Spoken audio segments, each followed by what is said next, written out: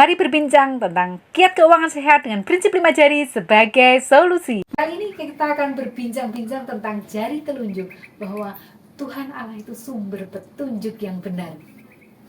Topiknya adalah pisang. Dalam bahasa Jawa itu gedang. Gede pikire, lodang jangkai. Jadi pikirannya luas, berpikir besar, langkah-langkahnya leluasa, sehingga kreatif menemukan ide-ide atau terobosan-terobosan baru. Kita nembang dulu gambuh. Meranani ing pandulu,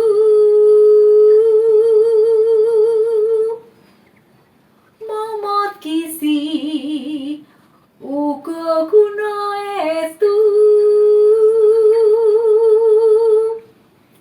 tumrap badan nyoto-nyoto migunani,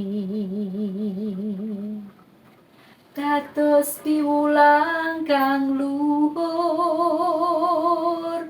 yen mungkasi kyo sayektos. Dulu kakek saya tuh suka menanam pohon pisang di kebun, dan dipertimbangkan kedalaman lubangnya, juga jarak pohon yang satu dengan yang lain. Sehingga ketika pohon pisang ini bertumbuh semakin besar, rumpunnya itu bertumbuh leluasa, tidak terganggu dengan pohon yang ada di sekitarnya. Jaraknya sekitar 2 meter. Dan pohon pisang ini hampir semuanya berguna. Daunnya bisa untuk bungkus makanan, juga untuk aksesoris kalau kita untuk garnish ya, bisa. Nah, batangnya, daging batangnya ini bisa dimasak, bisa dibikin abon atau dioseng-oseng pedas. Kalau pelepah yang sudah besar, dipotong-potong dengan panjang sekian gitu ya, bisa untuk tali tempe kalau udah kering. Dan lain-lain. Getahnya ini jika kita darurat tersayat pisau kecil gitu ya, itu segera dikasih getahnya, bisa mampet. Nah, pisang ya, kaliumnya sangat tinggi.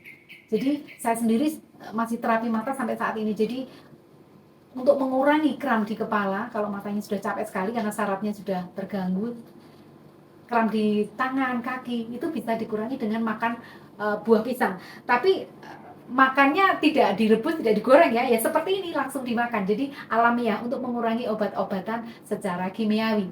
Nah, pisang P itu pakem. Prinsip pokok sebagai pondasi untuk langkah-langkah jangka panjang.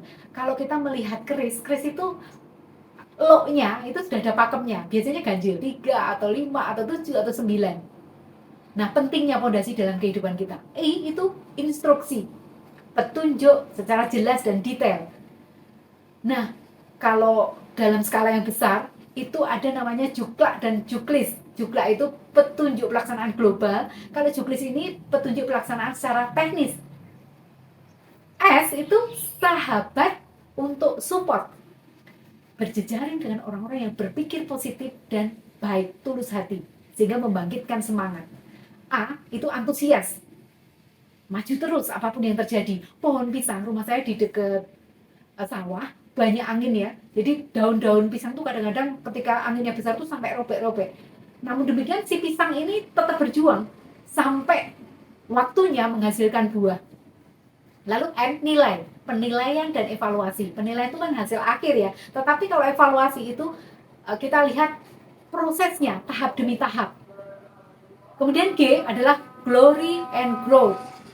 Glory, jadi pohon pisang ini bisa dilihat pada puncaknya, itu adalah buahnya yang bisa kita nikmati seperti ini.